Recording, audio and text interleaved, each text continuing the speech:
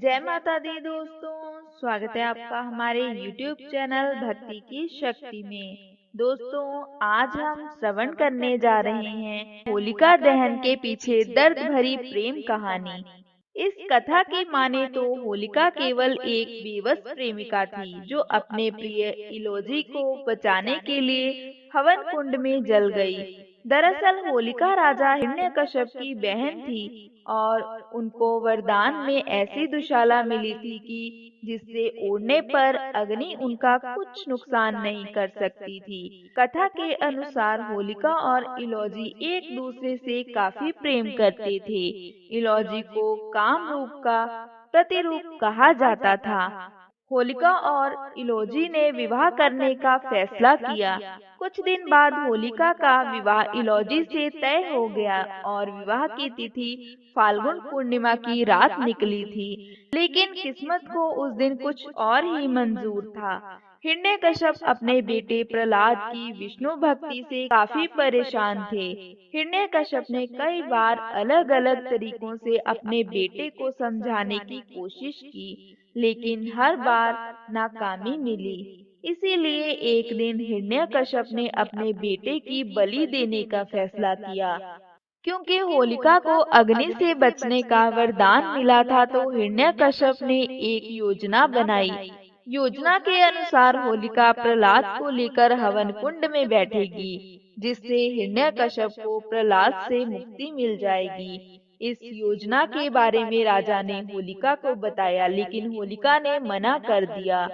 हिरण्यकश्यप के बार बार कहने पर भी होलिका नहीं मानी, तो हिरण्यकश्यप ने विवाह में खलल डालने की धमकी दी और इलोजी को सजा देने की भी धमकी दी। बेबस होकर होलिका ने अपने भाई की बात मान ली और हवन कुंड में प्रहलाद को लेकर बैठने की बात स्वीकार कर ली। फाल्गुन पूर्णिमा के दिन होलिका का विवाह तय हुआ था, तो हिरण्यकश्यप ने कहा कि पहले प्रहलाद को लेकर हवन कुंड में बैठ जाना और फिर तुम इलोजी के साथ विवाह कर सकती हो।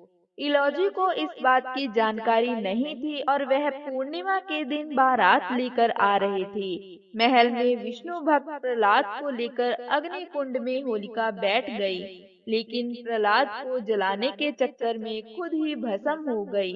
बारात लेकर पहुंचे इलोजी ने जब यह नजारा देखा कि होलिका जलकर राख हो गई है, तो वह यह बात स्वीकार नहीं कर सके और उन्होंने भी उसी अग्नि कुंड में कूद लगा दी। लेकिन तब तक अग्नि शांत हो चुकी थी। व्याकुल इलोजी यह देखकर हताश हो गए और सब कुछ छोड़कर वन में चले गए। अब आपको सुनाते हैं होलिका माता की कथा। किसी भी त्योहार पर पूजा पाठ के साथ ही कथा का विशेष महत्व होता है। होलिका दहन के समय भी कथा करने का विधान है। मान्यता है कि इस दिन होलिका दहन की कथा करके पूजा करने से सुख समृद्धि में वृद्धि होती है, साथ ही साथ सेहत भी अच्छी रहती है। तो आइए जानते हैं क्या है होलिका की कथा। होलिका दहन के मौके पर असुरराज हिरण्यकश्यप की कथा पढ़ी जाती है। इसके मुताबिक हिरण्यकश्यप काफी बलशाली असुर था। यही वजह थी कि उसको अपनी शक्तियों का खूब गुमान था। उसका यह अभिमान इस कदर बढ़ गया कि उसने संपूर्ण प्रजा को उसे भगवान मानकर पूजा करने का आदेश दे दिया। उसने यह भी कह दिया कि अगर उसके अलावा किसी और भगवान की पूजा की गई तो वह ठीक नहीं होगा। उसे यह नहीं पसंद था कि उसके अलावा किसी और की पूजा की जाए, लेकिन उसका बेटा प्रहलाद नारायण का परम भक्त था। वह हर समय श्री हरि का नाम जपता रहता था।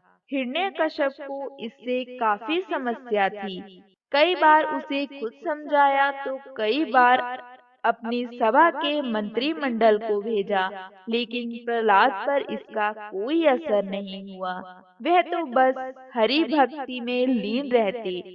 हिरण्यकश्यप के लाख समझाने के बाद भी जब प्रहलाद नहीं माने, तो असुरराज ने दूसरी युक्ति निकाली।